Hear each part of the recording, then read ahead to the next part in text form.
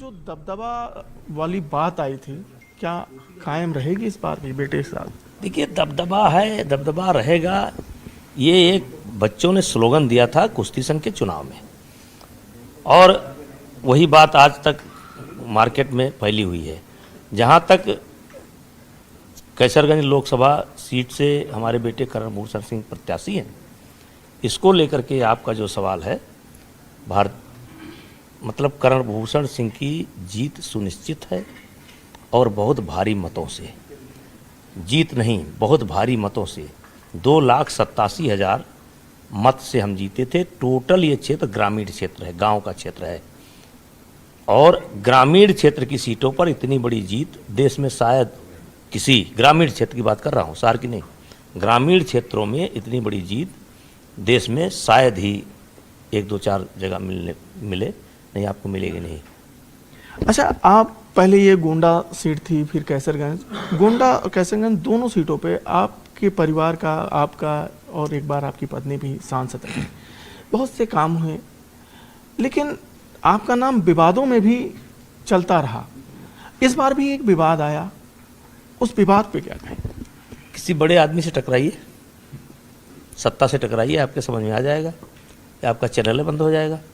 टकरा कर देखिए तो। किस सत्ता से टकराए हैं आप? आप टकराओ ना, हम तो सत्ता से टकराए, कांग्रेस से टकराए, सपा से टकराए। तो मौजूदा दौर में नाम चूंकि एक दूसरे विवाद में आपका आया, तो वहाँ कौन सी सत्ता थी जिससे आप टकरा गए? जिस समय मैंने दीपेंद्र हुड्डा को हराया था, उनके पिताजी मुख्यमंत्री थे, और उसी कुश्ती को ही लेकर के विवाद शुरू हुआ, और शायद खिलाड़ी भी वहीं के थे, अगर आपको अनुमान हो, और उन्हीं के चहेते थे। अच्छा, कांग्रेस के साथ साथ आम आदमी पार्टी भी इसमें इन्वॉल्व रही।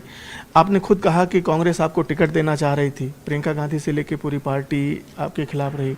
आम आदमी पार्टी में स्वाति मालीवाल ने एक तरीके से इसकी अगुवाई की, और आप खुद वो उसी की शिकार हो गई हैं। देखिए, पिछले जनवरी में जिस प्रकार से हमारे ऊपर हमला हुआ, तो हमारे बुंदेलखंड में एक आल्हा गाया जाता है। कोई ऊदल थे, बहुत बहादुर थे, तो उनके लिए कहा जाता है कि यक्के ऊदल के जियरा पर चमके 3 लाख तलवार। मतलब ऊदल के जियरा पर, जान पर 3 लाख तलवार का खतरा था। वैसे हमारे ऊपर हुआ, कोई बचा ही नहीं। हम किसका नाम लें कि कौन बचा? ममता जी आ गई, कांग्रेस आ गए, आम आदमी पार्टी आ गई, किसान भाई आ गए, खालिस्तान में भी खालिस्तानी भी आ गए, अमेरिका में भी पोस्टर लगे, कनाडा में भी पोस्टर लगे, धरना हुआ। अब क्या कहें इसको? तो यानी कि इस विवाद ने आपको इंटरनेशनल लीडर बना दिया? अरे नहीं, भगवान ना करे ऐसा कोई लीडर बने, लेकिन चलिए, जो होता है अच्छा होता है। अच्छा, एक सवाल जो गोंडा सीट और कैसरगंज सीट पे को लेकर सवाल ये कि आपका इस सीट पे लंबे समय तक प्रभाव रहा है, आप लोग लंबे समय तक यहाँ के सांसद रहे, लेकिन विपक्ष ये कहता है कि जितना विकास होना चाहिए गोंडा का और कैसरगंज का विकास नहीं हुआ, एक चीज़। दूसरा सवाल ये कि इस बार चुनाव जीतने के बाद करण भूषण क्या कुछ गोंडा में लाने वाले हैं? देखिए, वो तो करण भूषण सिंह करेंगे, लेकिन हमारे क्षेत्र की सड़कें बहुत बेहतरीन हैं, बहुत बढ़िया है, बिजली की व्यवस्था बहुत अच्छी है, पढ़ाई लिखाई की व्यवस्था बहुत अच्छी है, स्वास्थ्य की व्यवस्था बहुत अच्छी है। तो अन्य क्षेत्रों की अपेक्षा यहाँ पर ज़्यादा काम हुआ है।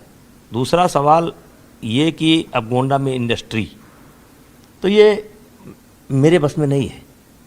सरकार अभी दे दे सब्सिडी और औद्योगिक क्षेत्र घोषित कर दे, लग जाएगा। तो इतना बड़ा नेता मैं नहीं हूँ, लेकिन मैं जितना किया हूँ उससे संतुष्ट हूँ। तो प्रदेश में तो आपकी ही सरकार है। अरे तो सरकार, चलिए अब छोड़िए। अखिलेश पांडे के साथ रामगोपाल द्विवेदी, न्यूज़ 18, कैसरगंज।